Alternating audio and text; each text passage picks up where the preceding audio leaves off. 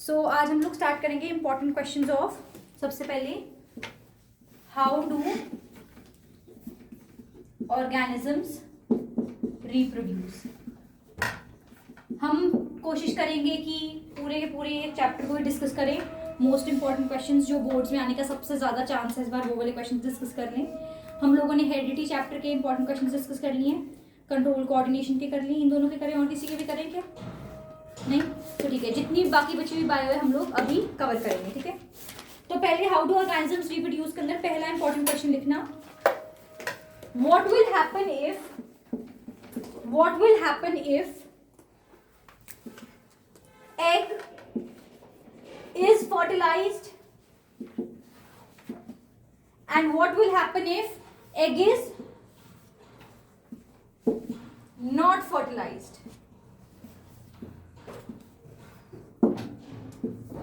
अगर एक egg female के अंदर फर्टिलाइज हो जाता है तो क्या होगा, और फर्टिलाइज नहीं होता तो क्या होगा? ये एक क्वेश्चन का टाइप बनता है, इसी के अंदर ये दूसरा टाइप बनता है। अगर एग इज नॉट फर्टिलाइज्ड तो इसके ऊपर एक और क्वेश्चन ऐसे बन सकता है, व्हाट इज मेंस्ट्रुएशन। तो मेंस्ट्रुएशन के ऊपर भी क्वेश्चन आ सकता है आपको। ठीक है, अब इसको डिस्कशन से फटाफट से कवर करते हैं। किसी को पता है what will happen if egg is fertilized? Egg fertilize हो गया तो क्या होगा? यूट्रस बेबी के लिए वो स्पेस बनाएगी, एग तो उसके लिए वो ब्लड, चलो हम लोग डिस्कस करते हैं। सबसे पहले क्या होगा? वो करेगी, तैयार हो जाएगी एग के लिए। ठीक है, ध्यान से सुनना। सबसे पहले क्या होगा, हर मंथ हमारे पास जो यूट्रस होती है फीमेल की, ये ओविडक्ट बना लेते हैं और ये ओवरीज बना लेते हैं। हर मंथ ओवरीज जो हैं, ये दो ओवरीज हैं, हर मंथ ओवरीज जो हैं वो क्या रिलीज करती हैं? एग रिलीज करती हैं फीमेल की बॉडी के अंदर। और ये एग जो है वो किसके पास जाता है? फेलोपियन ट्यूब के अंदर जाता है। कहाँ पे जाता है? Fallopian tube, which is also known as oviduct. Oviduct is the site of fertilization. तो ध्यान रखना, साइट ऑफ फर्टिलाइजेशन क्या है? Oviduct. Site of gamete production, gamete क्या है इनका? एग है। गेमीट क्या है? एग है। तो site of gamete production, egg production क्या है? ओवरी। तो कई बार आपको डायग्राम बनाया जाता है आपके लिए और बोला जाता है इसमें ABC मार्क करो, उनके फंक्शंस बताओ, या फिर आपको बोला जाता है डायग्राम बनाओ और उसमें से ABC बताओ कौन से। ए है जहाँ पर गेमीट बनता है, बी है जहाँ पर एग जो है स्पर्म के साथ फर्टिलाइज होता है, फ्यूज होता है, फर्टिलाइजेशन अकर होती है, सी होता है कि इम्प्लांटेशन होती है जहाँ पर। तो आपको ये क्लियरली बताना चाहिए। ओवरीज के अंदर एग बनता है, ओविडक्ट या फिर फेलोपियन ट्यूब के अंदर आता है और यहाँ से स्पर्म एंटर करता है। अगर स्पर्म एंटर करा और एग के साथ वो फ्यूज कर गया तो क्या बन जाएगा? जाइगोट बनेगा। आपको ये सारे स्टेप्स क्लियरली पेपर में मेंशन करके आने हैं। अगर आपको लगता है कि आप बहुत लंबा लिख देंगे, पैराग्राफ की फॉर्म में लिख देंगे और आप नहीं लिख पा रहे, इतना टाइम नहीं बचा है, तो कोशिश करो एरो के अंदर जाइगोट फॉर्मेशन क्या हो जाएगी? जाइगोट फॉर्मेशन हो जाएगी। अब जाइगोट फॉर्मेशन के बाद it will develop after multiple division into इस साइड से। ठीक है, तो एम्ब्रियो बन जाएगा। सबसे पहले क्या है? एग है, एग के साथ फर्टिलाइज करा किसने? फर्टिलाइज करवा के क्या बनाया? जाइगोट। क्या बना? जाइगोट। स्पर्म के थ्रू क्या बना दिया गया? जाइगोट बनाया। जाइगोट ने डिवाइड किया, करा और क्या बनाया? एम्ब्रियो बनाया। क्या बनाया? एम्ब्रियो। अब वो एम्ब्रियो कहाँ पर इम्प्लांट हो जाएगा? जाकर यूट्रस के अंदर। कहाँ पर? यूट्रस। तो ध्यान रखना, every month a females uterus prepares itself for the implantation of the embryo. वो अपने आप को प्रिपेयर करती है। किस तरह से?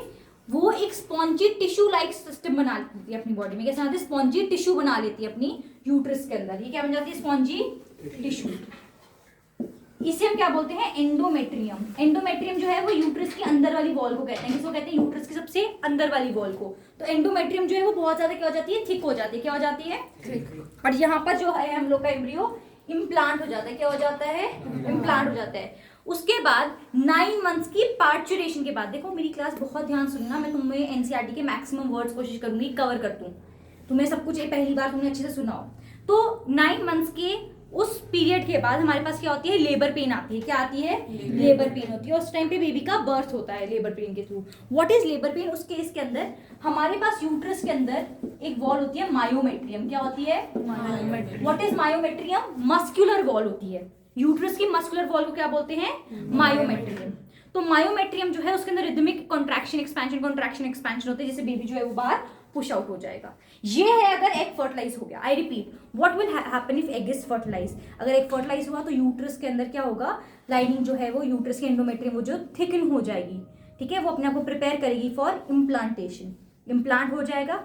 प्लेसेंटा, हम लोग प्लेसेंटा की बात करेंगे। प्लेसेंटा जो है वो एक डिस्क लाइक स्ट्रक्चर है। कैसा है? डिस्क लाइक स्ट्रक्चर है, जो कि हमारे एम्ब्रियो को न्यूट्रिशन प्रोवाइड करता है। क्या करता है? एम्ब्रियो को न्यूट्रिशन प्रोवाइड करता है, उसके लिए हार्मोन्स प्रोवाइड करता है, प्रॉपर एक्सक्रीशन के अंदर हेल्प करता है, गैसेस देता है। प्लेसेंटा के ऊपर बहुत रिपीट पे क्वेश्चन आता है पेपर के लिए, प्लेसेंटा के ऊपर क्वेश्चन तैयार रखना। मैं तुम्हें लिखवाऊंगी, अभी रुक जाओ, मैं तुम्हें बता दूंगी जो लिखना है तुम लोगों को, ठीक है। एग फर्टिलाइज हुआ तो क्या होगा, समझ गए तुम लोग?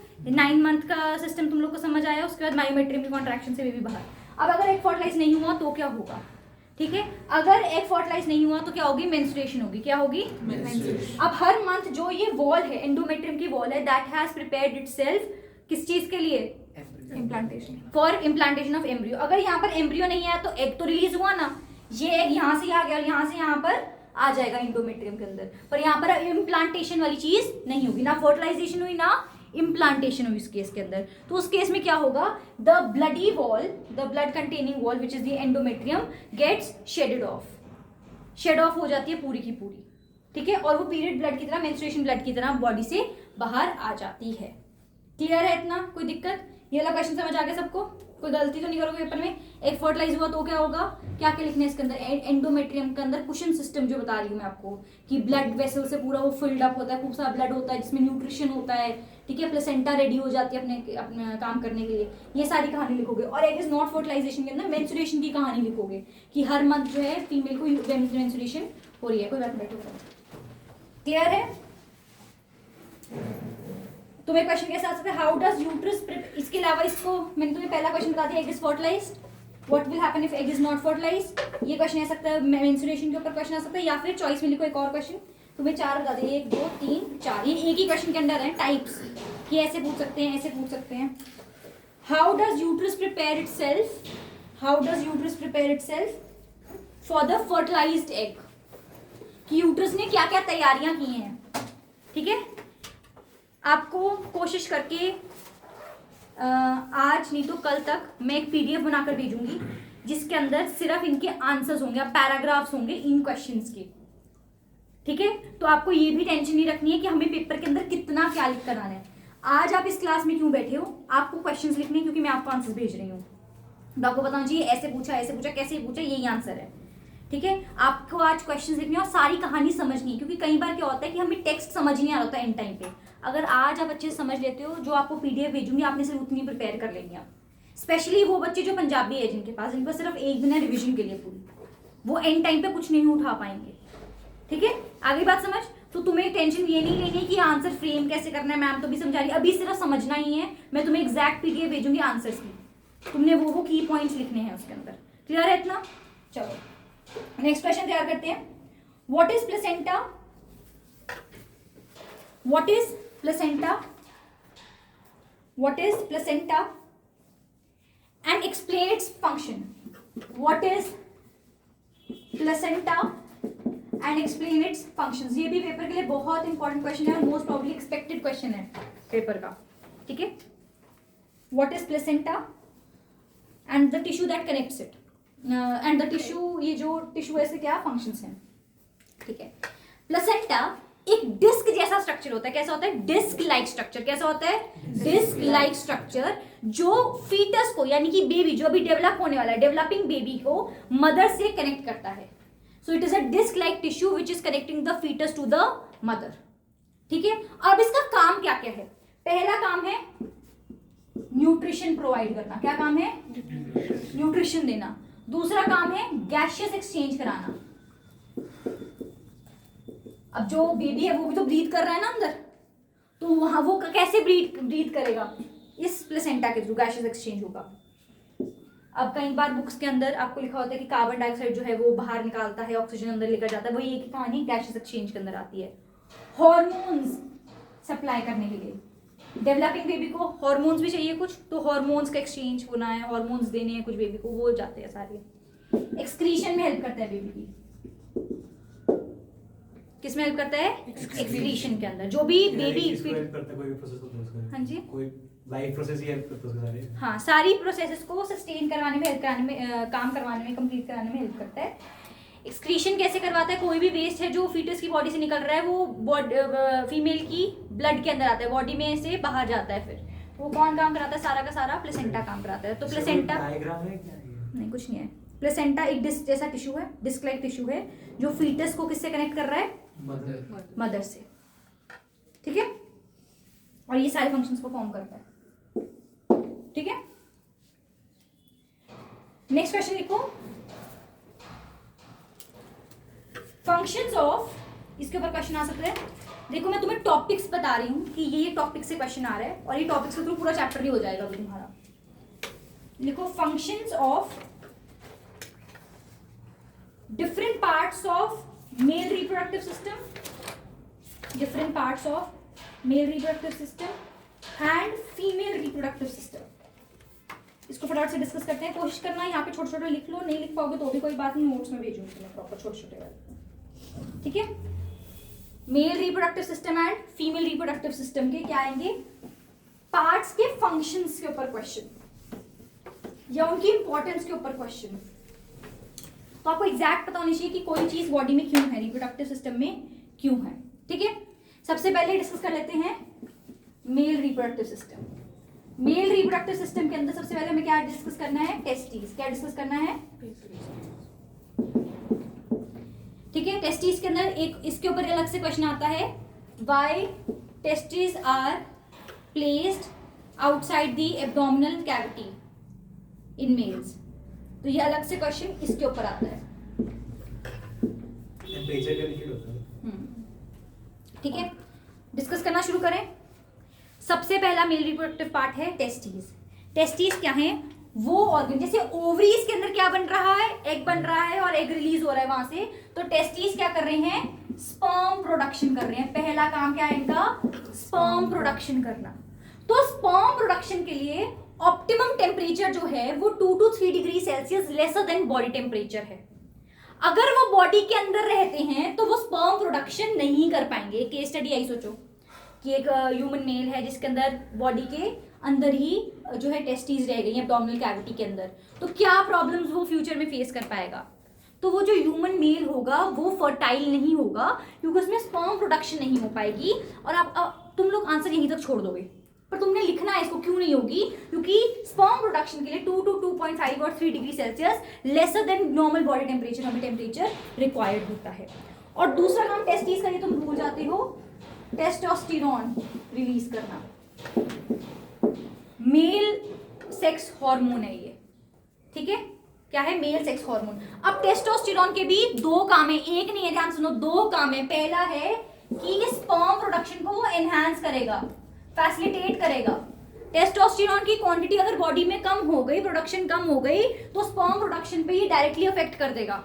और दूसरा क्या काम है इसका? Secondary sexual characters. इसके बारे में आप लोग को ऑलरेडी पता है,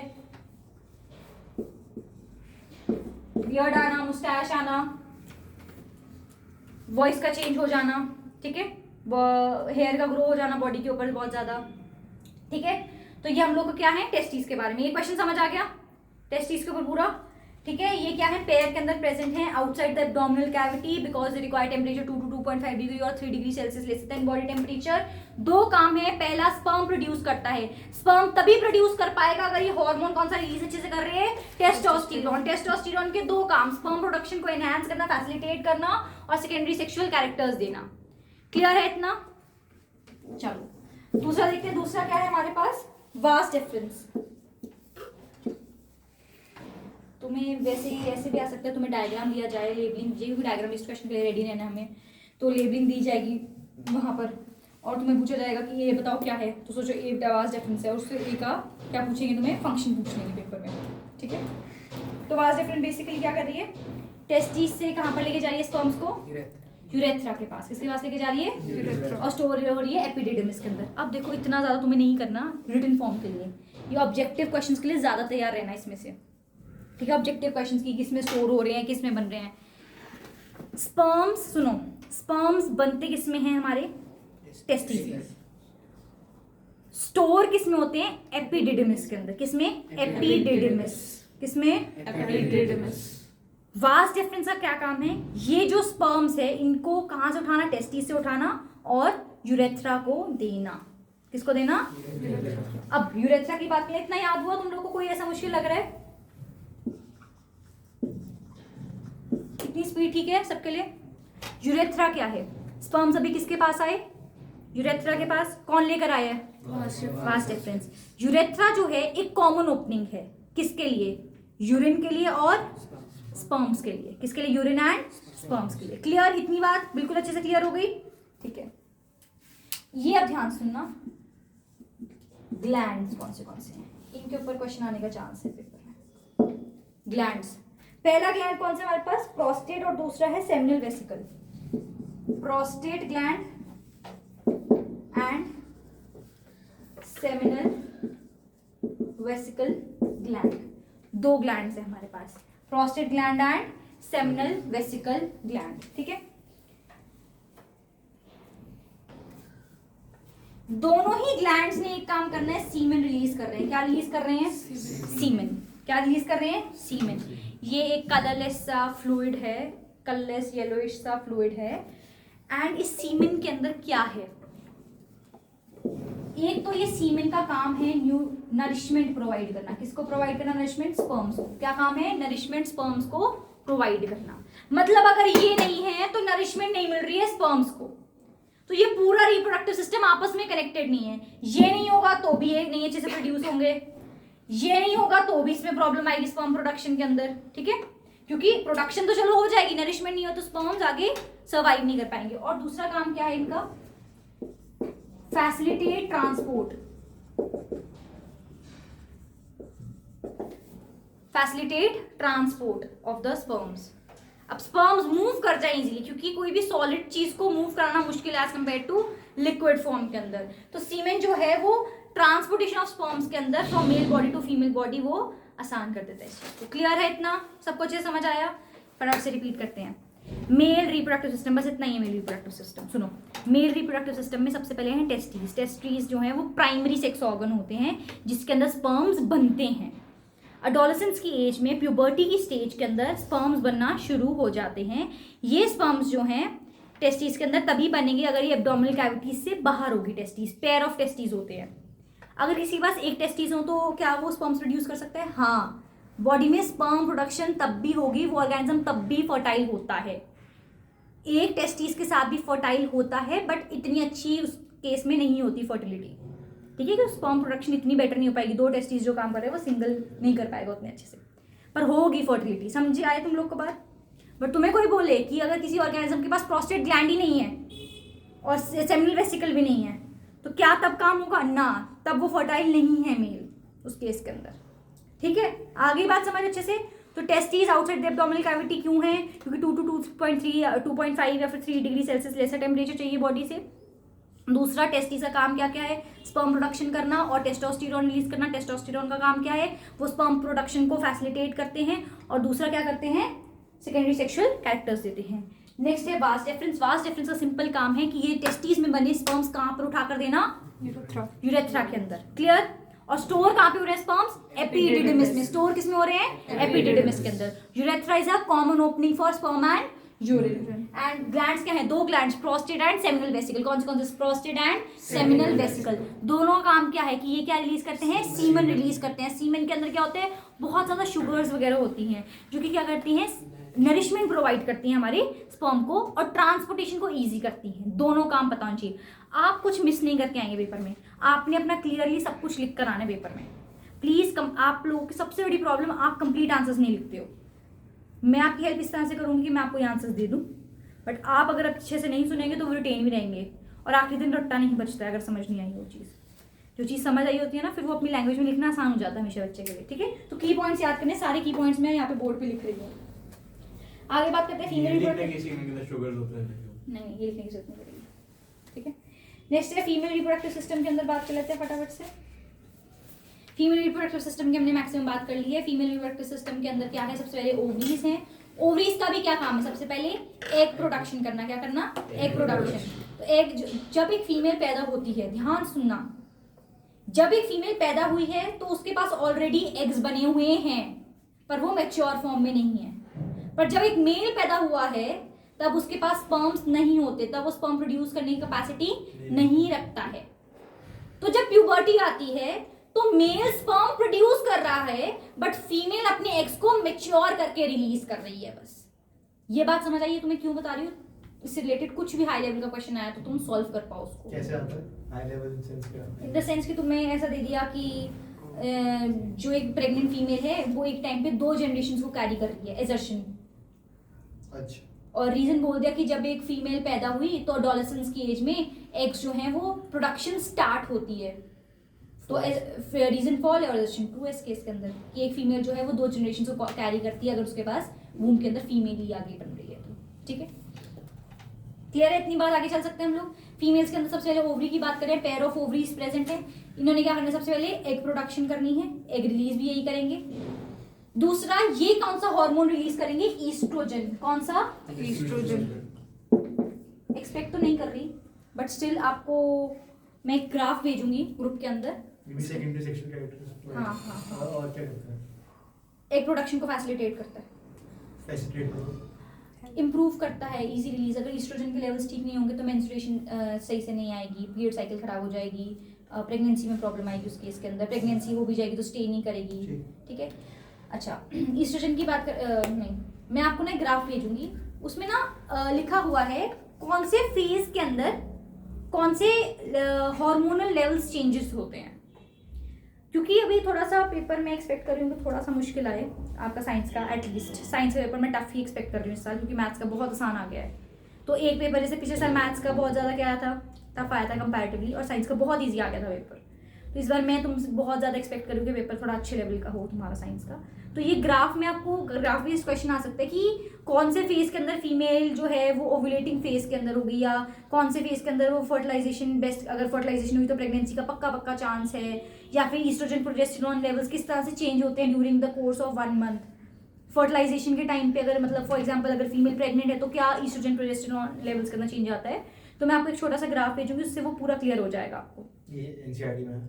एनसीईआरटी में नहीं है, बट आपको एप्लीकेशन बेस्ड आना है। अब वो तुम कितना अप्लाई करते हो तो नहीं, हम एक बच्चे से मतलब मुझे ऐसा लगता है कि इस जनरेशन से ये एक्सपेक्ट नहीं कर सकते कि वो पेपर में 3 घंटे में वो अप्लाई कर दे हर चीज़ को, अनलेस अनटिल उसने एक बार उस चीज़ को स्टडी किया हो। पढ़ी हुई चीज़ अप्लाई करना आसान हो जाता है, इसलिए मैं तुम्हें ग्राफ भेज रही हूँ। अगर ठीक लगे तो वो एक बार रीड कर लेना बस। ठीक है, तुम्हारा फायदा ही है उसके अंदर, तुम उसको बेटर लिख पाओगे आंसर को।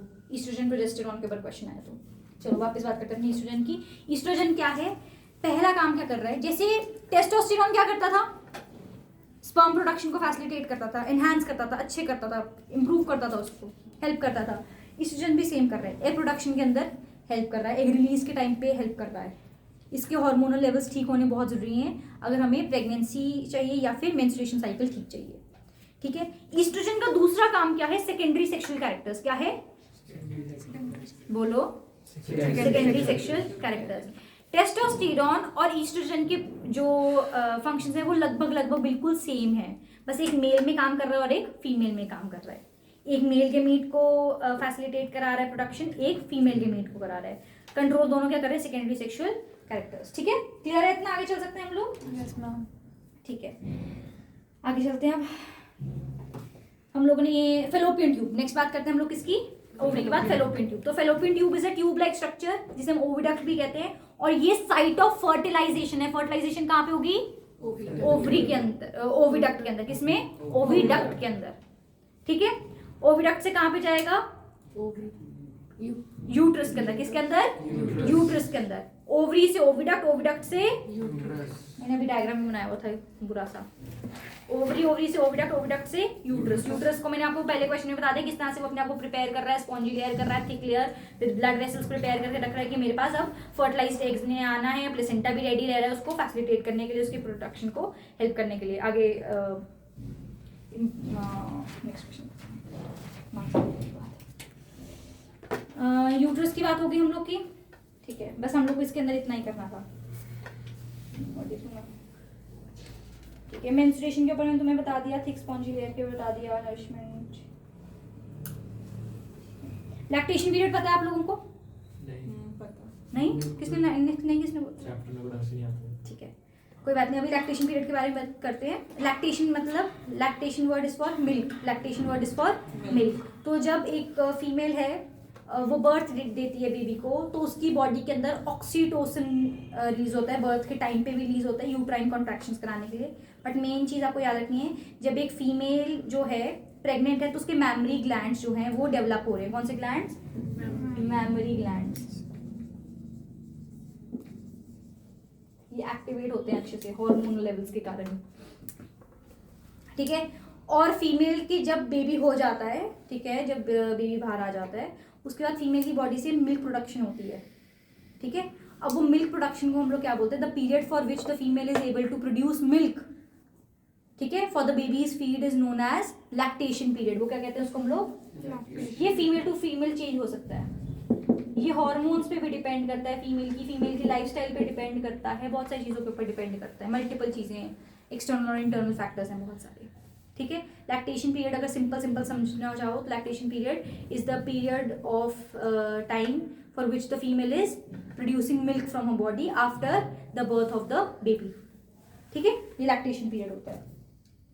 और उसका फर्स्ट मिल्क को मैं वैसे बता रही हूँ, एक्स्ट्रा बता रही हूँ, फर्स्ट मिल्क को क्लोस्ट्रम कहते हैं। और बेबी को फर्स्ट मिल्क लेना बहुत इंपॉर्टेंट होता है क्योंकि उसमें बहुत सारी हमारे पास एंटीबॉडीज होती है बेबी के लिए, ठीक है, इम्यूनोग्लोबिन्स होते हैं। क्या चीज़? क्लोस्ट्रम करने की जरूरत नहीं, बट मैं वैसे बता रही हूँ, तुमने सुना होगा तो तुम्हें कुछ भी एक्स्ट्रा आया तो तुम कर सकते हो। वैसे एनसीईआरटी से बाहर पेपर बिल्कुल भी नहीं आएगा, पेपर एनसीईआरटी से बाहर नहीं आएगा। नेक्स्ट करते हैं क्वेश्चन, छोटा सा एक, what is puberty, what are the different changes in the body. ये आप कर सकते हो। आपको मेल के लिए अलग से आ सकते हैं चेंजेस, फीमेल के लिए आ सकते हैं। एक्सपेक्टेड क्वेश्चन कम है ये, इसके ऊपर मोर ऑफ मेजर्शन रीजन या फिर कुछ एमसीक्यू एक्सपेक्ट कर सकती हूँ, बट लंबा चौड़ा मैं कुछ एक्सपेक्ट नहीं करती, ये इतना इंपॉर्टेंट क्वेश्चन है नहीं है, बट आपको प्रिपेयर करके जाना है पेपर के लिए, ठीक है। तो व्हाट इज प्यूबर्टी, ठीक है, एडोलसेंस एज जो कहते हैं, जिसके अंदर वो मीट प्रोडक्शन भी स्टार्ट कर रहा है, ठीक है। एंड बॉडी जो है वो बहुत विगरस चेंजेस लेकर आ रही है इस टाइम पे बॉडी के, ठीक है, बहुत इंपॉर्टेंट स्टेज होती है क्योंकि बहुत विगरस चेंजेस हो रहे हैं बॉडी के अंदर, मेल या फीमेल के अंदर, ठीक है। अब आपको पता चाहिए मेल में क्या चेंजेस हैं, फीमेल के अंदर क्या चेंजेस हैं। मेल के अंदर मेन चेंज होता है स्पर्म प्रोडक्शन, फीमेल के अंदर मेन चेंज क्या होता है? मेंस्ट्रुएशन। बाकी आप दोनों के कॉमन भी याद कर सकते हो। स्वेट ग्लैंड्स का, हाँ, मैच्योरेशन ऑफ एग्स मेंस्ट्रुएशन के पार्ट के अंदर आ जाएगा, मेंस्ट्रुएशन और प्रेगनेंसी के अंदर अलग नहीं करना। प्लीज ऐसे एक चीज़ और, ऐसा मत करना कि आपके आंसर्स में रेपिटेटिव पार्ट्स आ रहे हो बार बार, ट्राई करना, ठीक है। और इसके अंदर और क्या आ सकता है? स्वेट ग्लैंड्स का एक्टिवेट हो जाना, प्यूबिक हेयर का ग्रो हो जाना, ठीक है, और इनका चेंज इन वॉइस हो जाना, ये सब कॉमन चेंजेस हैं, ठीक है।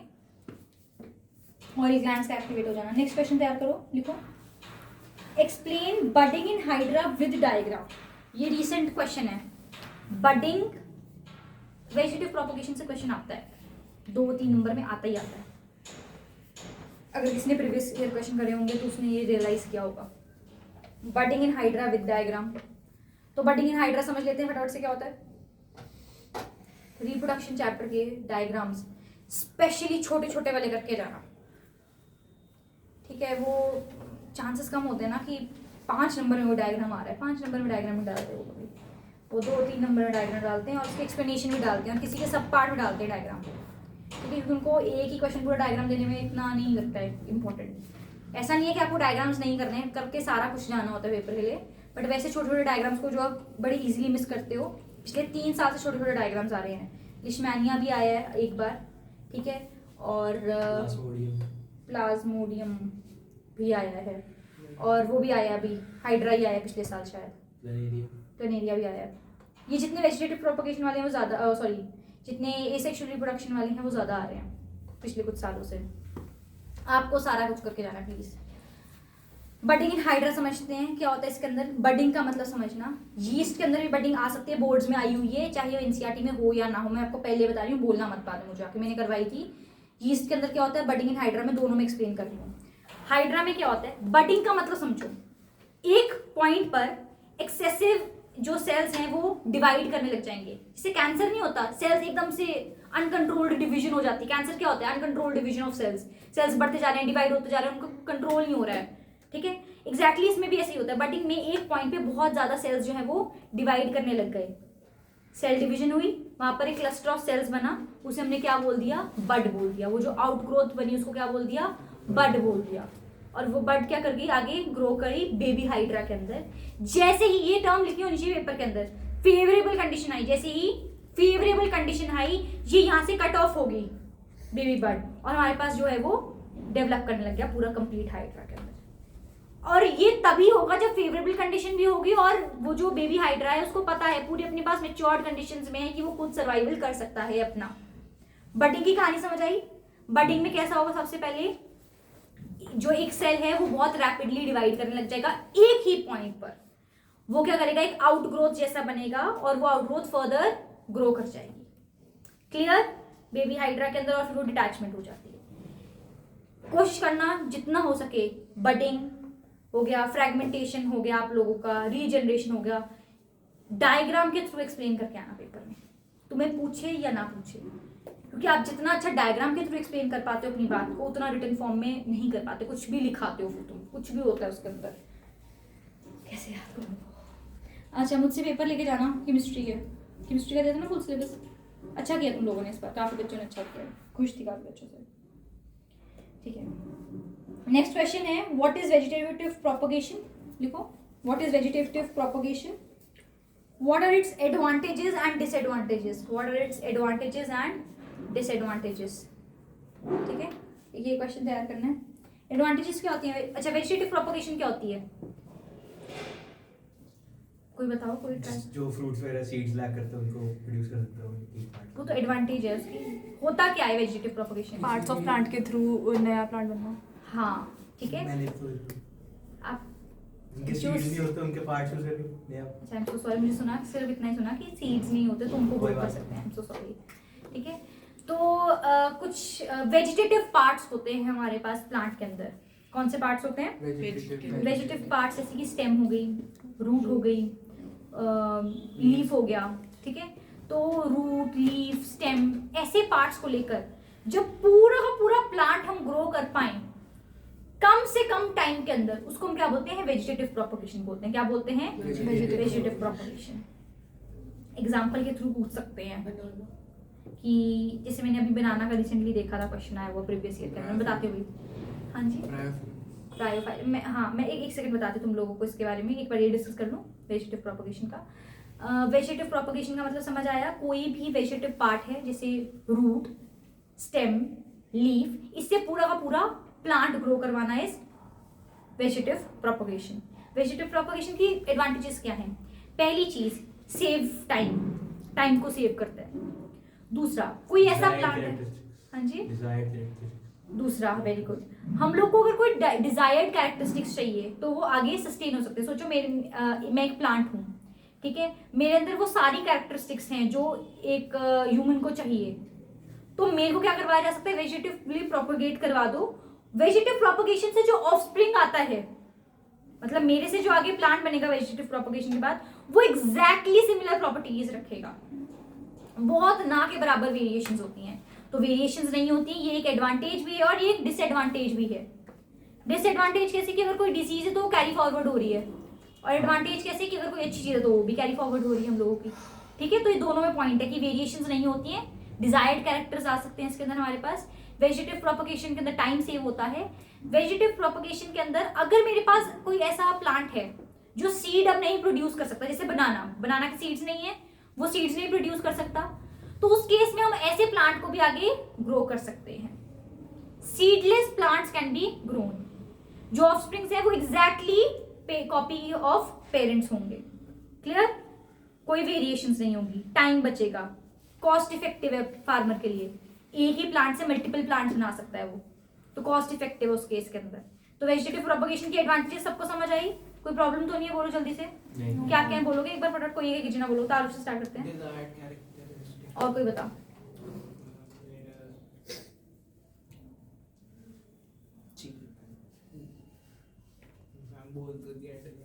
और बोल, मुझे पता है ना तू नहीं सुन रहा था।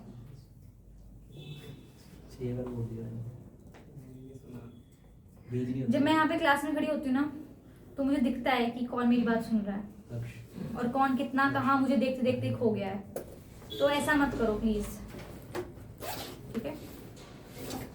चलो कोई बात नहीं, मैं फिर से बता रही हूँ, सुन लो। अब नींद में हो तो कोई बात नहीं, सो जाओ, घर जाकर रिकॉर्डिंग देख लेना, कोई दिक्कत नहीं है। या PDF तो मैं शेयर कर ही रही हूँ थोड़ी देर में, कोई दिक्कत नहीं मुझे, ठीक है?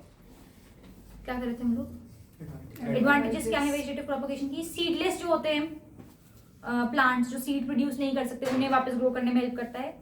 टाइम सेव करता है, कॉस्ट इफेक्टिव है फार्मर के लिए कि अगर फार्मर को ग्रो करना है या मेरे को ग्रो करना है तो मुझे बार बार पैसा नहीं लगाना पड़ेगा सीड्स लेकर आने के लिए, ठीक है? और साथ साथ वेरिएशंस नहीं आती इस केस के अंदर, ठीक है? तो मेरे पास एग्जैक्ट कॉपीज आ सकती हैं।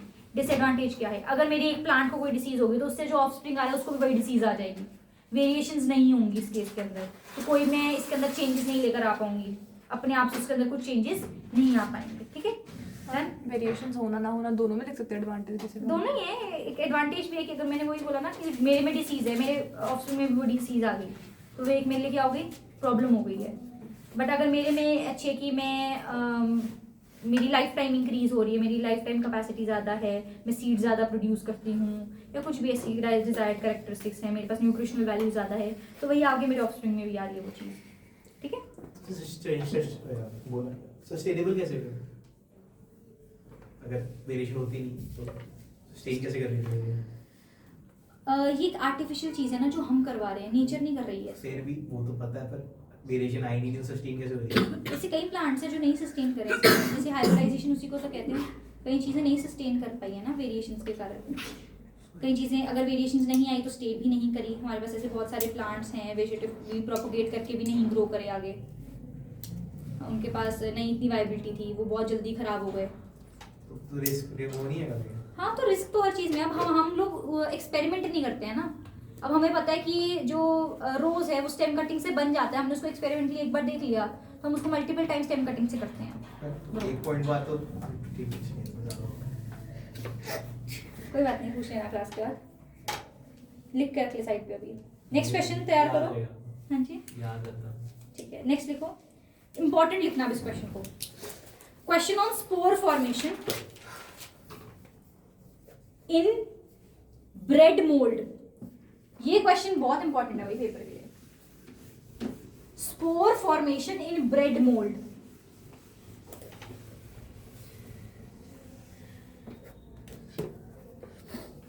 जिसे हम कहते हैं राइजोपस। एक ब्रेड दे दी, ग्लास के ऊपर रखी,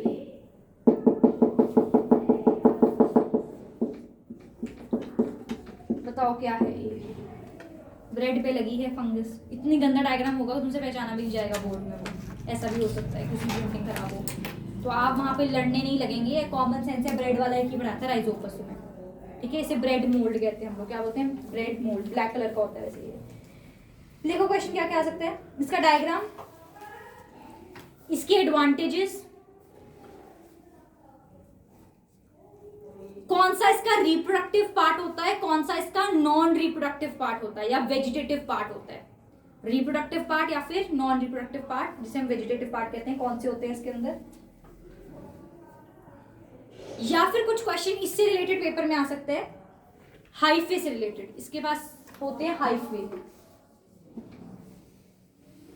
हाइफे और न्यूट्रिशन से रिलेटेड क्वेश्चन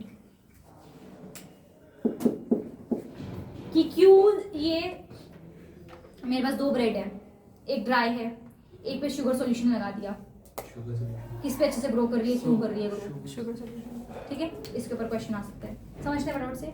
राइजोपस के अंदर हमारे पास सबसे पहले इसका डायग्राम बेसिक सा बना देते हैं। ये मैंने क्या बनाया है? कौन बनाया स्पोर? मैंने sporangium, sporangiophore,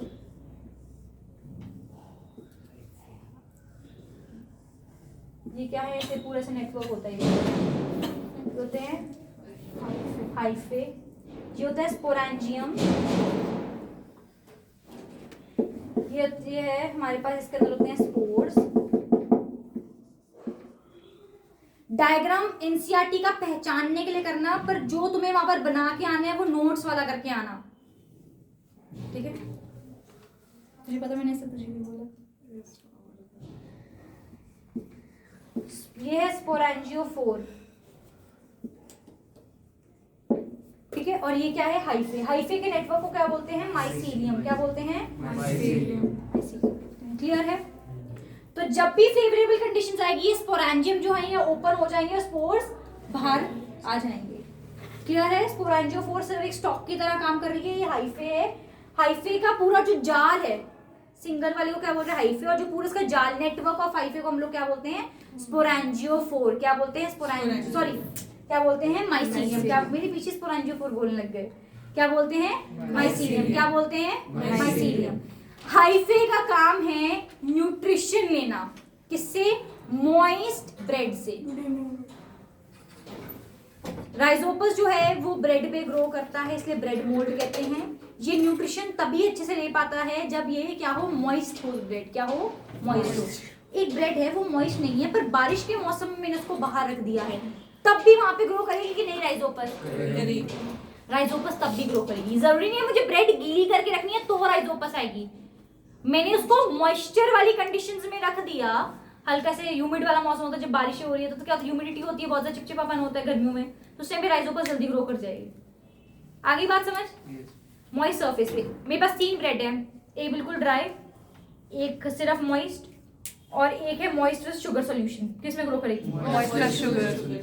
moist with sugar solution में ग्रो करेगी बेटर। क्यों करेगी? क्योंकि शुगर में उसको एक्स्ट्रा न्यूट्रिएंट्स वहां से मिल रहे हैं।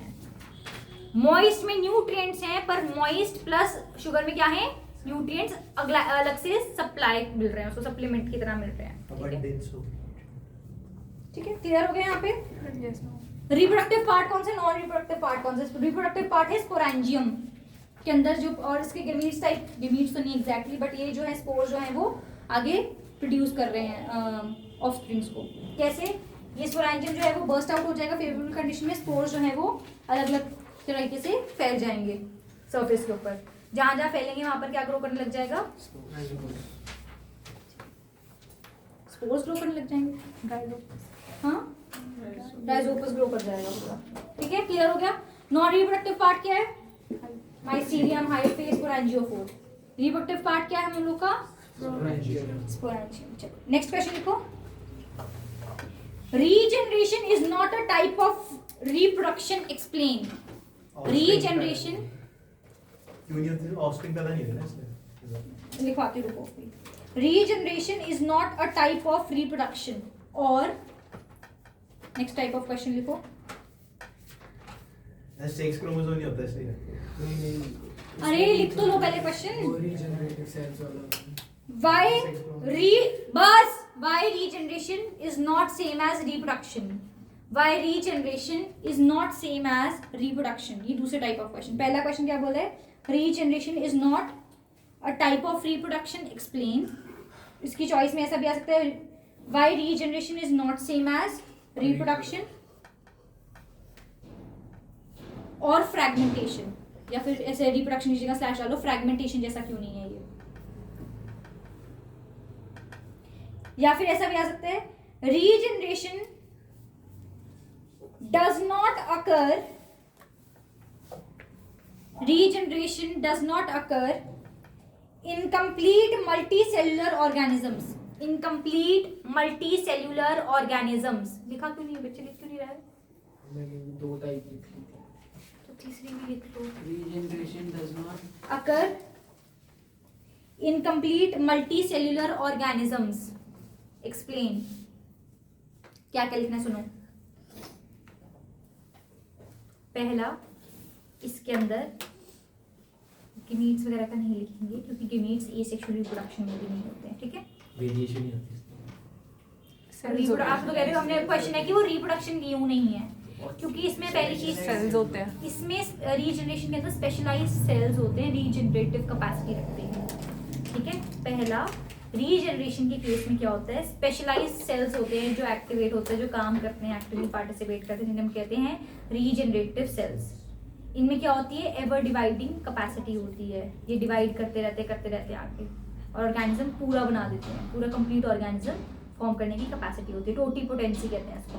तो कैसे पता चलता है कि एक टाइम पे रुकना है उसको? नहीं, जब ऑर्गेनिज्म पूरा बन गया तो वो रुक गया ना, मैं पूरी बन गया, मैं आगे की ग्रो करूंगी।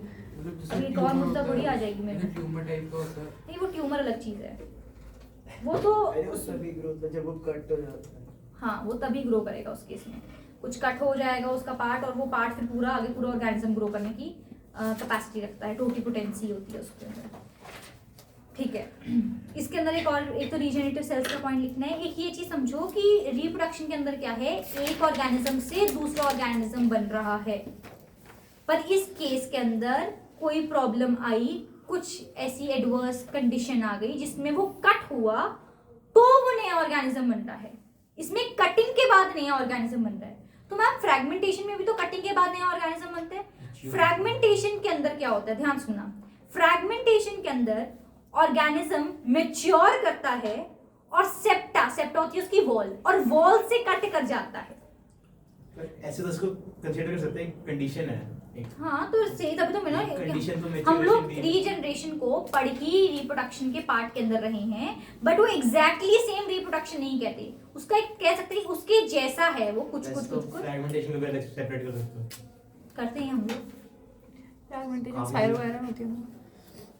तो ऐसे तो हर चीज को अलग अलग सेगमेंट में करेंगे। सॉरी, कर तो सब कुछ सकते हैं, एक्सेप्शन तो देखो हैं बहुत ज्यादा। फेस करना कोई बात नहीं, बेटर लक नेक्स्ट टाइम, अगली बार आप करना कि इस बार मत करो, इस बार मेरे से पढ़ लो प्लीज। ठीक है, चलो वापस आते हैं अपनी बात पे फटाफट से। रीजनरेशन के अंदर क्या होता है, रीजनरेटिव सेल्स होते हैं। फ्रैगमेंटेशन और रीजनरेशन में ये फर्क है कि फ्रैगमेंटेशन में मेच्योरिटी पे सेप्टा के थ्रू कटिंग होती है और वो ऑर्गेनिज्म नया कंप्लीट बन जाता है, बट रीजनरेशन के केस में कुछ ऐसी कंडीशन है जिसमें वो कट ऑफ हो गया, बस अपने अलग अलग पार्ट्स अलग अलग हो गए उसके बिल्कुल, और उनके अंदर टोटिपोटेंसी थी, उनके पास रीजनरेटिव सेल्स में कहते हैं टोटिपोटेंसी थी। टोटिपोटेंसी का मतलब ये होता है कि एक पार्ट के अंदर वो वैल्यू होना कि वो ऐसे हंसा मत करो, मैं डिस्ट्रैक्ट हो जाती हूँ। ठीक है, उसके अंदर ये पावर होना कि वो पूरा का पूरा ऑर्गेनिज्म फॉर्म कर ले। ठीक है, आगे चलते हैं। क्यों हंसी आ रही है बता दो मुझे भी, मुझको नहीं आ रही। इसको देखा। चलो कॉन्ग्रेचुलेशन। नेक्स्ट क्वेश्चन लिखो, contraceptive methods in detail along with disadvantages. इसको फटाफट से करते हैं, इसके ऊपर तुम लोगों ने बहुत गलतियां करी है। कॉन्ट्रासेप्टिव मेथड अच्छे से सुनना, मैं तुम्हें चार्ट बना के दे दूँ, ये तो अभी लिख दो भाई, बहुत ही गलती लिखते हो तुम। कॉन्ट्रासेप्टिव डिवाइसेस,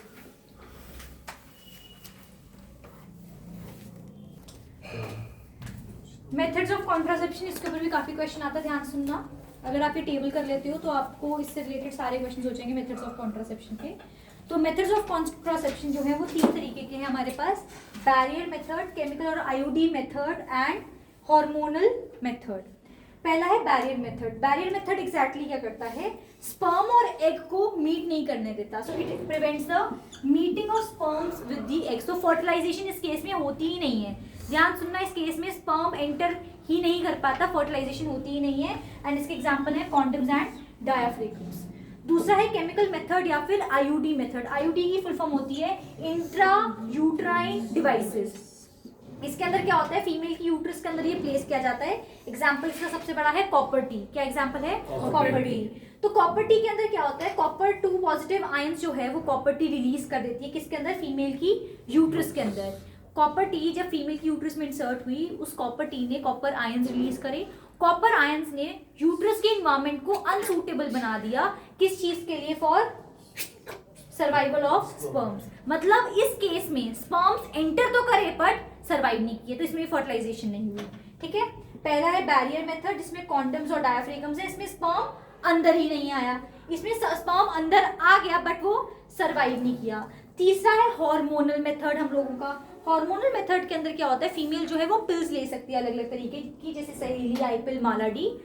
इसके अंदर क्या होगा, फीमेल के अंदर हार्मोनल इम्बैलेंस हो जाएगा। इस हार्मोनल इम्बैलेंस के कारण इवन इफ फर्टिलाइजेशन हो गई है तब भी प्रेगनेंसी नहीं रहेगी, और इन केस फर्टिलाइजेशन नहीं हुई है उसको भी ये आगे फर्दर प्रिवेंट कर देता है। इसमें कॉज है कि हार्मोन्स ऊपर रीच हो, तो हार्मोन्स की वजह से क्या होता है ये बताना है, या तो सिर्फ ये लिखने की हार्मोनल इम्बैलेंस लिख देना, बस हार्मोनल ये लिखना कि हार्मोन्स ऐसे क्या करते हैं सर। नहीं, हार्मोनल इम्बैलेंस होगा तो क्या होता है, मेंस्ट्रुएशन हो जाती है फीमेल को। अच्छा। और मेंस्ट्रुएशन हो गई इसका मतलब वो यूट्रस की वॉल शेड ऑफ हो गई, तो पीरियड ब्लड के कारण हम लोग कहते हैं कि प्रेगनेंसी नहीं हो पाई। एक लास्ट मेथड और है, फोर्थ मेथड, जिसको हम लोग कहते हैं सर्जिकल मेथड।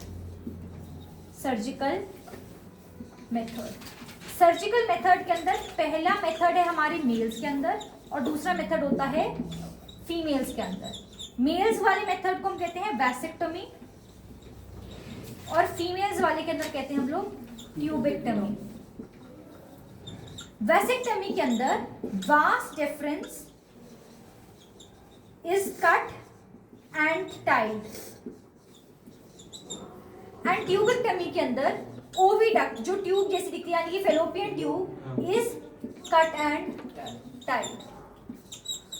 ठीक है, रिवाइज करते हैं मेथड्स ऑफ कॉन्ट्रासेप्शन, बहुत इंपॉर्टेंट। हमारे पास 4 मेथड्स ऑफ कॉन्ट्रासेप्शन है। Barrier method, chemical method which is known as the IUD intrauterine devices method, hormonal method and surgical method. Barrier method के अंदर है सर्जिकल करने का कोई काउंट नहीं होगा जो कॉपरेटिव है। नहीं, बैरियर मेथड के अंदर क्या होता है कि जो स्पर्म है वो मीट ही नहीं करता है एग को, यानी कि फर्टिलाइजेशन इस केस में होती नहीं है। ऐसे एग्जांपल है कॉन्डम्स एंड डायफ्रेगम्स। दूसरा है केमिकल या फिर आईओडी मेथड, क्यों? क्योंकि इसके अंदर केमिकल रिलीज हो रहा है CO2 पॉजिटिव की फॉर्म के अंदर। कॉपर आयंस जो है इसके अंदर क्या करेंगे, यूट्रस को अनसूटेबल बना देंगे, कैसी इन्वायरमेंट क्रिएट कर देंगे यूट्रस के अंदर कि स्पर्म आएगा बट सर्वाइव नहीं करेगा, यानी कि इसमें स्पर्म आया ही नहीं, इसमें स्पर्म आया बट सर्वाइव नहीं किया, तो दोनों में फर्टिलाइजेशन ही नहीं हुई। तीसरा है हार्मोनल मेथड। हार्मोनल मेथड में क्या होता है कि कई बार प्रेगनेंसी हो गई है, उस केस के अंदर अगर ये पिल ले ली जाती है तो फीमेल के अंदर हार्मोनल इंबैलेंस होता है, जिसके कारण उसको मेंस्ट्रुएशन हो जाती है, जो यूट्रस की वॉल होती है, यूट्रस की लाइनिंग होती है, वो शेड ऑफ हो जाती है, तो प्रेगनेंसी स्टे नहीं करती है उस केस के अंदर। और कई बार ये पहले भी ले ली जाती है इंटरकोर्स से, या इंटरकोर्स के जस्ट बाद भी ले ली जाती है, जिसके कारण फर्टिलाइजेशन प्रिवेंट हो सकती है।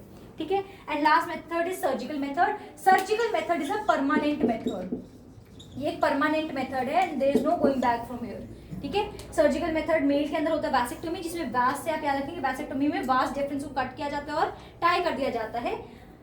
ट्यूबेक्टमी के अंदर क्या होता है, ट्यूब कौन सा ट्यूब जैसा स्ट्रक्चर क्या है, फेलोपियन ट्यूब या फिर ओविडक्ट, ओविडक्ट को कट कर दिया जाता है और टाई कर दिया जाता है। दोनों केस के अंदर ही क्या होगा, गेमीट्स तो प्रोड्यूस हो रहे हैं, इसमें स्पर्म बन रहे हैं मेल्स में और फीमेल में एग भी बन रहा है, बट उस केस के अंदर जो हमारे मेल्स में है वो यूरेथ्रा तक स्पर्म नहीं जा रहा और फीमेल के अंदर जो हमारा एग है वो यूट्रस तक नहीं जा रहा या फेलोपियन ट्यूब तक ही नहीं जा रहा है, फेलोपियन ट्यूब से आगे नहीं जा रहा है। क्लियर है? ठीक है, तो इन केस के अंदर फर्टिलाइजेशन हो गई तब भी प्रिवेंशन हो जाएगी इस केस में, और इनमें फर्टिलाइजेशन होगी ही नहीं। क्लियर? ये है methods of contraception. Method of contraception के अंदर बेस्ट आईयूडी मेथड को माना जाता है, but IUD method, intrauterine device method जो है वो बेस्ट मेथड नहीं है। पहला रीजन कि उसके लिए प्रॉपर प्रोफेशनल्स चाहिए होते हैं, खुद से नहीं किया जा सकता ये, इसमें नर्सेज और डॉक्टर्स की रिक्वायरमेंट होती है। दूसरा, ये इरिटेशन कॉज कर सकता है फीमेल के अंदर, कोई इन्फेक्शन भी कॉज कर सकता है, और कई बार फीमेल के अंदर ब्लीडिंग हो जाती है, इसके कारण इरेगुलर पीरियड्स भी हो जाता है, इरेगुलर मेंस्ट्रुएशन होती है, ये सब प्रॉब्लम पेन कॉज करता है फीमेल के अंदर। एंड लास्टली, कभी कभी ऐसा होता है कि कॉपर्टी अपने आप बॉडी से बाहर आ जाता है बिना फीमेल को पता लगे, तो उस केस में ये रिस्क हो सकता है, risk of pregnancy is there in this case. तो ये बेस्ट मेथड नहीं होता एक्चुअल में, बट इसको कई बुक्स के अंदर बेस्ट मेथड लिख दिया जाता है, ये फीमेल के लिए इतना अच्छा मेथड नहीं है। क्लियर? अगर हम लोग को एसटीडीज की बात करें, इसके बाद एक एसटीडीज का पॉइंट आता है तुम्हें, that is sexually transmitted diseases. ऐसी डिसीजेस जो कि सेक्सुअल इंटरकोर्स के कारण, मल्टीपल पार्टनर्स रखने के कारण, सेम सिरिंजेस यूज करने के कारण, जैसे कि आपने HIV वाले पेशेंट से कर लिया, एड्स वाले पेशेंट से कर लिया, वॉर्ड्स वाले पेशेंट से कर लिया, ठीक है, गनोरिया वाले पेशेंट से कर लिया, ये सारी क्या है हमारी एसटीडीज हैं। तो एसटीडीज जो हैं वो आपकी सिरिंजेस सेम यूज़ कर रहे हैं, आप टावल सेम यूज़ कर रहे हैं, उस केस में भी हो जाता है। आप लोग मल्टीपल सेक्स पार्टनर्स रख रहे हैं, उस केस में भी एसटीडी जो है वो आगे बढ़ सकती है, that is sexually transmitted diseases, जो सेक्सुअल इंटरकोर्स से फैले।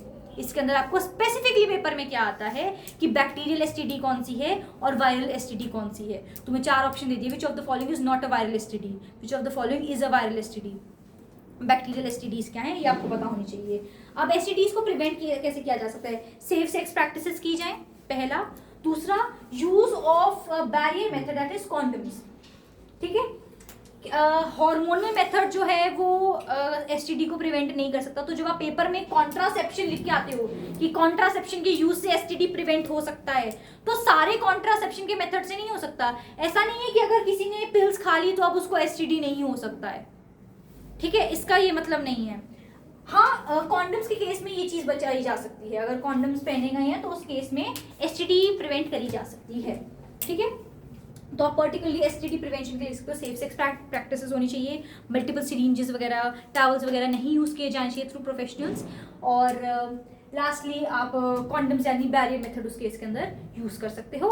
मल्टीपल सेक्स पार्टनर्स नहीं रखने चाहिए। ठीक है, क्लियर हो गया? चलिए अब आगे चलते हैं एक बार। अब मैं आपको इंपॉर्टेंट क्वेश्चंस पेपर के लिए और लिखवा रही हूँ। ठीक है, लिख लो फटाफट से। तुम्हें एसटीडीज के ऊपर समझ आ गया। एक तो कॉन्ट्रासेप्शन पे क्वेश्चन, एसटीडी के ऊपर क्वेश्चन आने के बहुत चांसेस हैं पेपर के लिए।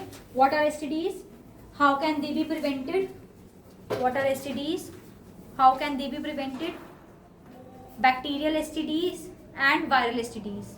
ठीक है, next question, difference between self pollination and cross pollination. Difference between self pollination and cross pollination and significance of pollination, significance of pollination। ठीक है, ये सब मैं आपको भेजूंगी आंसर भी। सिग्निफिकेंस ऑफ पॉलिनेशन, पॉलिनेशन की इंपॉर्टेंस क्या है, कैसे होगी, क्या होगा पॉलिनेशन, कैसे होगी कि क्यों होगी? एग्जैक्टली आपको उसमें ये सब कुछ अलग होगा। क्वेश्चन है। नहीं, इसी के अंदर आता है पॉलिनेशन के ऊपर एक पूरा क्वेश्चन। तो क्या ही आएगी, प्लांट ही जनरेशन आगे बढ़ती है तो और क्या होता है? आपको लिखना पड़ेगा कि इसमें वेरिएशंस आ सकती हैं, दो तरीके की हैं, सब कुछ आपको डिटेल में लिखना पड़ेगा। मैं आपको आंसर इंपॉर्टेंस कह सकते हो आप, सर्वाइवबिलिटी ऑफ स्पीशीज होगा इसके अंदर। ठीक है, फर्टिलाइजेशन नहीं हो सकती अनलेस अनटिल पॉलिनेशन हो। सो सिग्निफिकेंस ऑफ पॉलिनेशन सबसे बड़ी क्या है कि after pollination fertilization is possible. हाँ, there is no pollination, there is no fertilization. इसके ऊपर क्वेश्चन आ सकता है कि fertilization is followed, pollination is followed by fertilization, explain।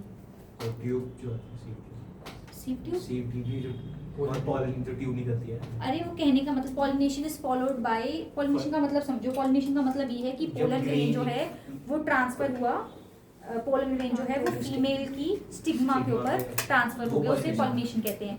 जब तक ये ट्रांसफर ही नहीं होगा, जब तक पोलन ग्रेन आएगा ही नहीं, तब तक पोलन ट्यूब नहीं बनेगी। पोलन ट्यूब नहीं बनेगी तो आगे फर्टिलाइजेशन भी नहीं हो सकती है।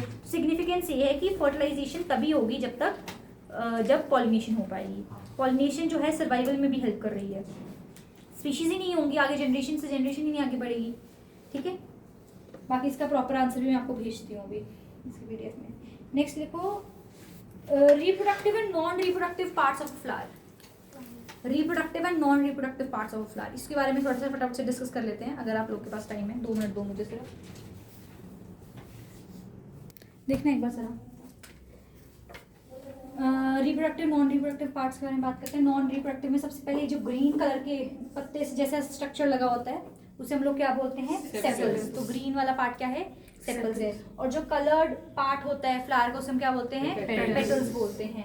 ये है तुम्हारे नॉन रिप्रोडक्टिव पार्ट जो रिप्रोडक्शन के अंदर कोई रोल प्ले नहीं कर रही। ये सिर्फ क्यों है, ये पॉलिनेटर्स को अट्रैक्ट करने के लिए, टू अट्रैक्ट द पॉलिनेटर्स। ठीक है, पॉलिनेटर्स नहीं होंगे तो पॉलिनेशन नहीं होगी, आगे फर्टिलाइजेशन नहीं होगी, स्पीशीज आगे नहीं बढ़ेंगी। ठीक है, पोलन ग्रेन के ट्रांसफर को क्या बोलते हैं, पॉलिनेशन बोलते हैं। पॉलिनेशन जैसी होती है यहाँ पे पोलन ग्रेन जब इस स्टिकी सरफेस पे, इस स्टिकी सरफेस को हम क्या बोलते हैं, स्टिग्मा। ये एक लॉन्ग ट्यूब जैसा स्ट्रक्चर होता है वो स्टाइल, और ये है ओवरी। स्टिग्मा, स्टाइल, ओवरी, ये है फीमेल रिप्रोडक्टिव पार्ट। ठीक है, तो जैसे ये पोलन ग्रेन यहाँ पर पहुंचेगा तो ये अंदर जो ओवरी है उसके अंदर क्या पड़ा है हमारा, ओव्यूल या फिर एग पड़ा हुआ है। तो उसने क्या कुछ रिलीज करने हैं, केमिकल्स। क्या रिलीज करने हैं, इसे हम बोलते हैं कीमोट्रोपिज्म। क्या बोलते हैं, कीमोट्रोपिज्म। ये कीमोट्रोपिज्म का एग्जांपल है। ठीक है, ये याद रखना पेपर पे तुम्हें आ सकता है इससे रिलेटेड कुछ भी। तो कीमोट्रोपिज्म क्या करता है, पोलन ट्यूब की एंट्री को गाइड करता है। ठीक है, उसे बोलता है कि पोलन ट्यूब फॉर्म करो और एंट्री करवाओ उसकी। तो ये पोलन ट्यूब बनी और यहाँ से एंट्री हो गई। ठीक है, अब ये पोलन ग्रेन ने क्या रिलीज करा, मेल गेमीट। पोलन ग्रेन खुद मेल गेमीट नहीं होता, पोलन ग्रेन जो है वो मेल गेमीट रिलीज करता है।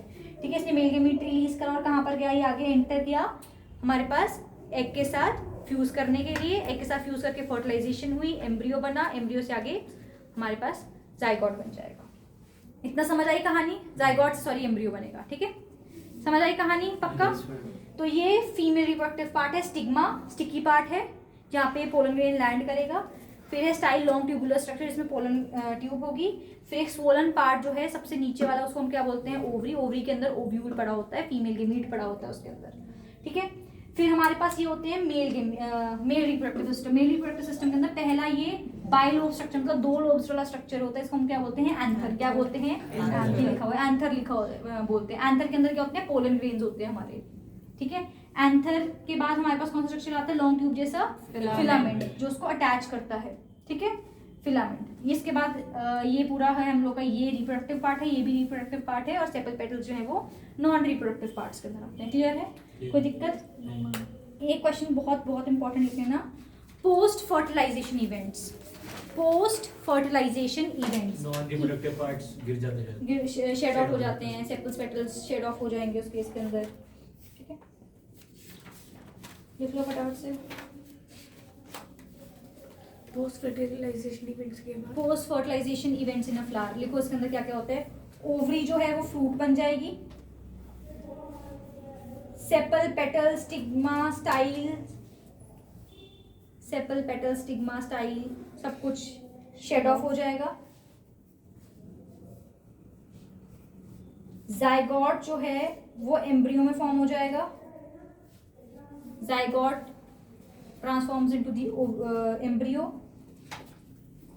और ओव्यूल जो है जिसके अंदर ये एम्ब्रियो पड़ा है इस टाइम पे, वो ओव्यूल क्या बन जाएगा? सीड बन जाएगा। तो ये तुम्हारे पॉइंट्स होने चाहिए, ये लिखा है तो पूरे नंबर है बेटा तुम्हारे, ठीक है। ये है पोस्ट फर्टिलाइजेशन इवेंट्स, ये सबसे ज्यादा रिपीटेड क्वेश्चन में से एक है जो मैंने तुम्हें भी आज लिखवाई है तुम्हें, ठीक है। इतना समझ आ गया तुम सबको? क्लियर है? फर्टिलाइजेशन तुम्हें बता दिया। फर्टिलाइजेशन होगी तब क्या होगा ये बता दे तुम। अच्छा, पोस्ट फर्टिलाइजेशन इवेंट की जगह तुम्हें ऐसा क्वेश्चन भी आ सकता है, what is the fate of, what is the fate, FATE, fate of ovule, ovary, या फिर कोई भी ऐसा पार्ट बोल देंगे, fate of ovule, ovary, stigma after fertilization. Fertilization का डायग्राम भी आ सकता है, तो तुम्हें बना के दिखाना चाहिए फर्टिलाइजेशन वाला। ये तो क्रॉस सेक्शन ऑफ फ्लावर है, फर्टिलाइजेशन इसी का ये वाला ये डिटेल स्ट्रक्चर तुम्हारे book में नॉन है। रिप्रोडक्टिव हट जाएगा। हाँ, ठीक है। No pollination means no fertilization, वो भी आंसर इसी में है जो भी मैं समझाया। No pollination means no fertilization, explain. ये क्वेश्चन तैयार कर लेना पेपर के लिए, ठीक है। ठीक है, मेरी तरफ से ये क्वेश्चंस आने चाहिए आपको बोर्ड्स के लिए। एक बार एसेक्सुअल रिप्रोडक्शंस के जितने भी हैं, रीजनरेशन हो गया, फ्रैगमेंटेशन हो गया,